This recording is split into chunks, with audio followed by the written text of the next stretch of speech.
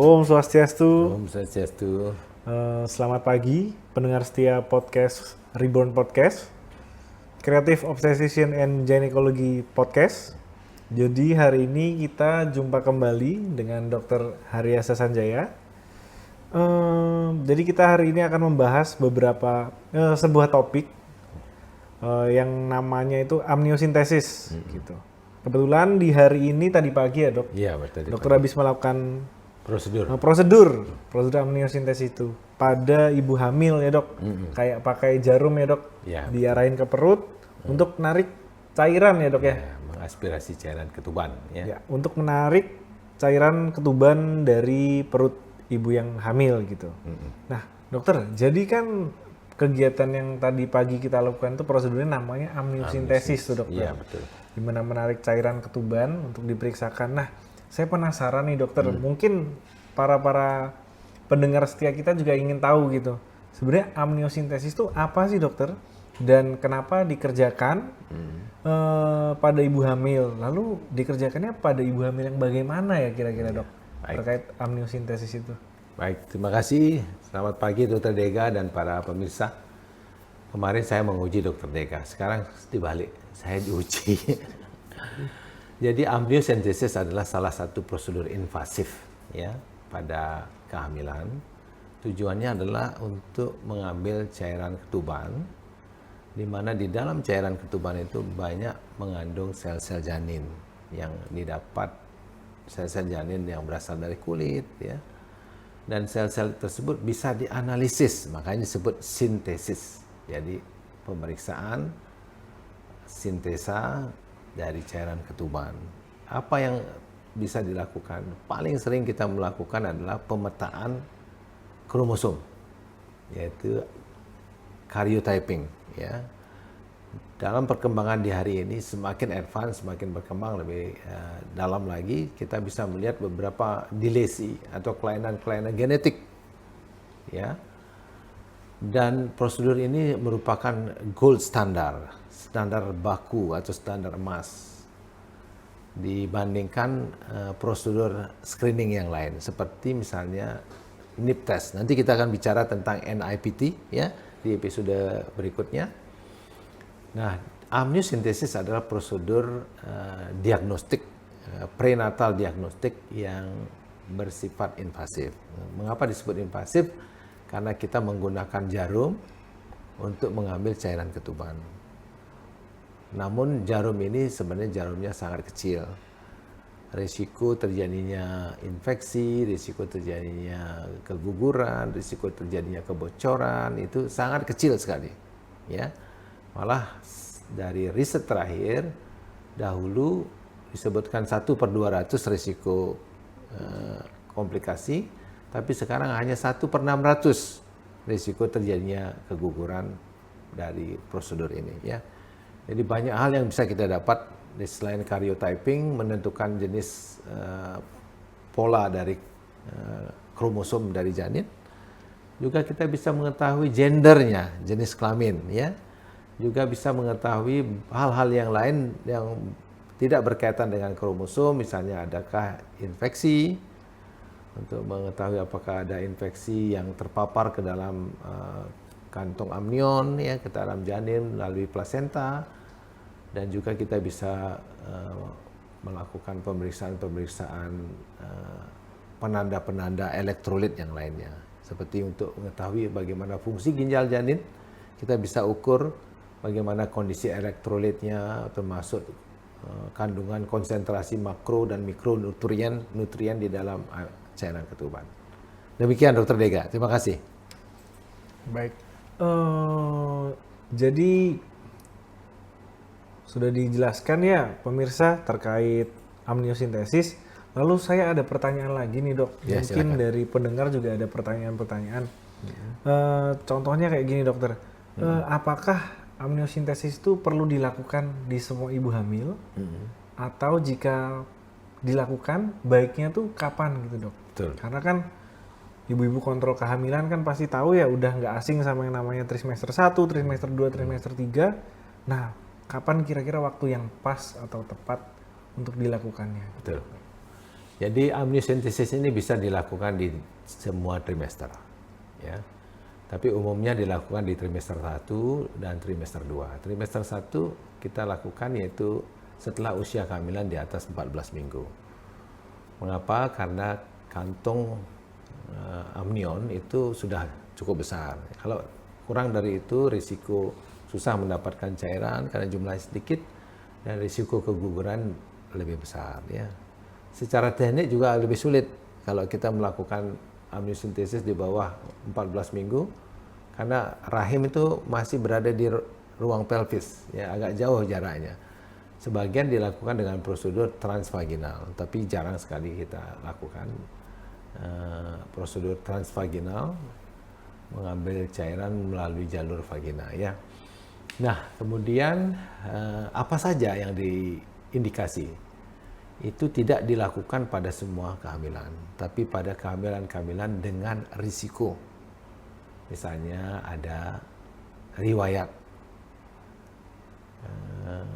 cacat bawaan pada janin atau anak yang dikandung sebelumnya. Kedua, pada pemeriksaan USG kita temukan ada tanda-tanda mencurigakan ke arah kelainan bawaan. Misalnya ketebalan cairan di belakang lehernya di umur kehamilan 11-14 minggu, tebal dia, yang disebut dengan nuchal translucent. Translucent bayangan yang tembus pandang, ya. Pada daerah leher itu yang diukur. Apabila dia tebal melebihi 3 mili, maka dicurigai kemungkinan adanya kelainan trisomi 21, ya. Kemudian ditemukan adanya hilangnya, tidak terbentuknya tulang hidung atau flat face namanya, wajah datar, ya. Nah, kemudian yang berikutnya kita temukan ada kecurigaan aliran darah menuju jantung pada ductus venosus, pembuluh darah pendek sekali menuju jantung, dekat jantung. Flow-nya, alirannya lambat. Maka kemungkinan ada gangguan jantung. Karena Down syndrome itu lebih dari 40% memiliki kelainan jantung bawaan. Nah, apabila ditemukan gambaran itu pada USG trimester 1, yaitu di 11-14 minggu, maka dianjurkan, direkomendasikan untuk melakukan prosedur amniocentesis, ya. Di trimester 2, amniocentesis juga masih bisa dilakukan. Misalnya kalau kehamilan ini datang terlambat, ya, baru ketemu kelainan setelah trimester 1 lewat, yaitu trimester 2, malah ada juga di trimester 3 awal, ya, kita bisa lakukan amniocentesis juga. Sama tujuannya untuk mengetahui kondisi janin, dan beberapa prosedur amniocentesis ini kita lakukan untuk mendeteksi kemungkinan adanya penyakit-penyakit infeksi. Demikian Dr. Dega, terima kasih. Baik dokter, lalu menyambung lagi terkait amniosintesisnya dokter. Jadi saya juga penasaran dokter, Ya. dan mungkin para pendengar juga ketika mendengar kata invasif, jadi ada kekhawatiran Betul. mengenai risiko-risiko tindakannya. Walaupun sudah dijelaskan tadi, dari yang zaman dulu mungkin risikonya 1/200, Ya. lalu sekarang update terbaru menjadi 1/600. Apa aja risiko-risiko yang bisa terjadi dokter? Atau komplikasi yang bisa muncul dari prosedur amniocentesis itu dokter, yang perlu dihindari dokter? Baik. Jadi karena kita memasukkan jarum, walaupun jarumnya ukuran kecil, ya, itu menimbulkan rasa nyeri pada ibu, ya. Beberapa prosedur amniocentesis kita suntikkan obat bius lokal pada daerah dinding abdomen, hanya di daerah sekitar tempat tusukan. Tapi ada beberapa center tidak memberikan bius lokal karena menyuntikkan jarum untuk masukkan bius lokal sama dengan menyuntikkan jarum amniocentesis itu sama gitu, ya. Jadi sekalian ambil, sekalian ditusukkan, sekalian dicabut. Nah, prosedur ini kan singkat sekali, ya, cepat itu, kurang dari 3 menit itu, ya, sama seperti yang mengambil darah langsung ke pembuluh darah. Nyeri. Yang kedua ada risiko infeksi. Nah, prosedurnya harus dibersihkan menggunakan alat-alat yang steril. Kemudian area tempat melakukan amniocentesis itu disensitifikasi ya. Prosedurnya aseptik, antiseptik. Kemudian dituntun dengan guide ultrasound, dan ultrasound semua peralatannya pun dijaga sterilitasnya ya. Penolong atau dokter yang melakukan juga menggunakan peralatan dan pakaian yang steril dan perilaku yang steril. Risiko yang ketiga adalah kemungkinan terjadinya kontraksi pasca prosedur umumnya. Kadang-kadang pada saat prosedur dikerjakan, kalau ini juga ibu-ibu merasakan ada seperti kontraksi. Tapi itu sangat jarang. Ya, sudah disebutkan risiko kontraksi itu bisa terjadi sekitar 1/600 prosedur. Jadi 600 prosedur amniocentesis, hanya satu yang mengalami risiko terjadinya kontraksi dan sampai berlanjut menjadi keguguran. Ya. Prosedur risiko yang lain adalah kemungkinan adanya rembesan cairan ketuban dari bekas tusukan. Gitu ya. Tapi itu sangat jarang karena otot-otot rahim itu begitu padat, ya. Dan kemungkinan terjadinya ketuban pecah dini yang sifatnya iatrogenik itu sangat kecil dan dia cepat akan ditutup, dan bayi akan melahirkan janin di dalam kandungan akan menghasilkan air ketuban yang sangat cepat diproduksi dari kencingnya. Nah, oleh karena itu saya kira para ibu-ibu jika memang ada indikasi untuk amniocentesis jangan risau karena prosedur ini termasuk sangat aman. Demikian Dr. Dega, terima kasih. Selain sangat aman juga tentunya cepat ya dok, nggak perlu rawat inap dok ya? Tidak perlu rawat inap, pasien setelah prosedur 2 jam tidak ada keluhan, bisa pulang. Bisa pulang Gitu. dok ya? Ya. Baik, lalu untuk pertanyaan terakhir, mungkin dari hasil amniosintesis itu kesimpulan yang didapat seperti apa dokter? Ya. Untuk para orang tua, calon-calon orang tua Niki. Ya.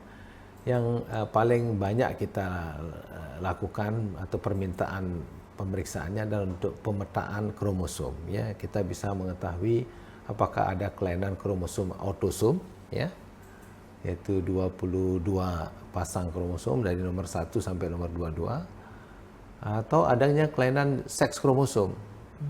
Apakah misalnya seperti kromosom X0, yaitu disebut Turner syndrome, ya, atau triple X syndrome. Seks kromosomnya itu ada 3 tuh, XXX gitu ya, atau Klinefelter XXY gitu ya.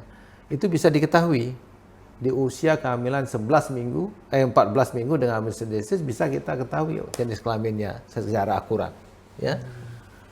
Kemudian kita juga bisa mengetahui adanya trisomi pada kromosom 21, kromosom 18, dan kromosom 13 yang paling sering ditemukan.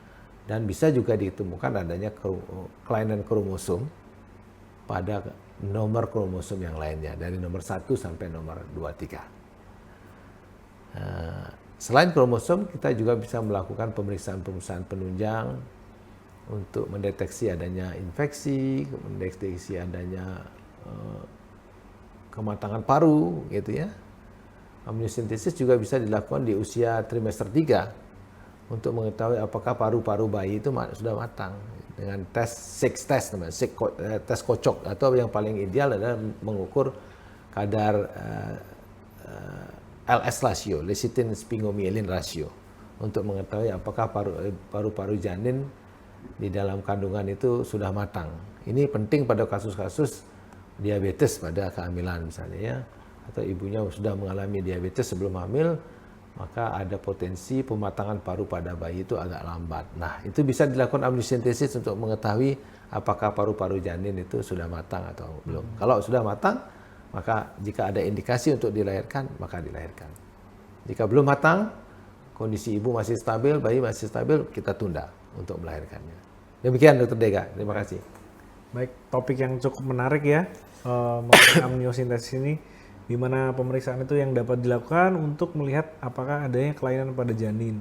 Prosedur ini juga merupakan prosedur yang aman ya dok? Aman. Aman, dan juga singkat ya, singkat secara prosedur dan singkat juga secara ibu untuk tidak memerlukan rawat inap di rumah sakit gitu. Dan hasilnya akurat. Dan hasilnya akurat dok ya. Betul. Baik. Jadi pesannya untuk para calon orang tua yang memiliki indikasi untuk dilakukannya amniosintesis supaya jangan ragu dan jangan khawatir. Ada lagi tipsnya dokter? Ada. Jadi ibu-ibu tekuni pemeriksaan kehamilan yang disebut dengan antenatal care ya. Nanti pelayan ini akan berjenjang sesuai dengan temuan atau permasalahan dalam kehamilan. Jika ditemukan ada riwayat, apalagi pada pemeriksaan USG ditemukan adanya tanda-tanda risiko seperti risiko cacar bawaan, maka jangan ragu. Mari berkunjung di gedung KIA, Rumah Sakit Ngurah Denpasar. Jadi kami pun bisa mengerjakan prosedur-prosedur invasif intrauterin atau fetal terapi, dan kita cukup memiliki pengalaman dalam waktu kurun yang panjang untuk bisa melayani ibu-ibu hamil yang memiliki kehamilan dengan risiko tinggi. Demikian Dr. Dega.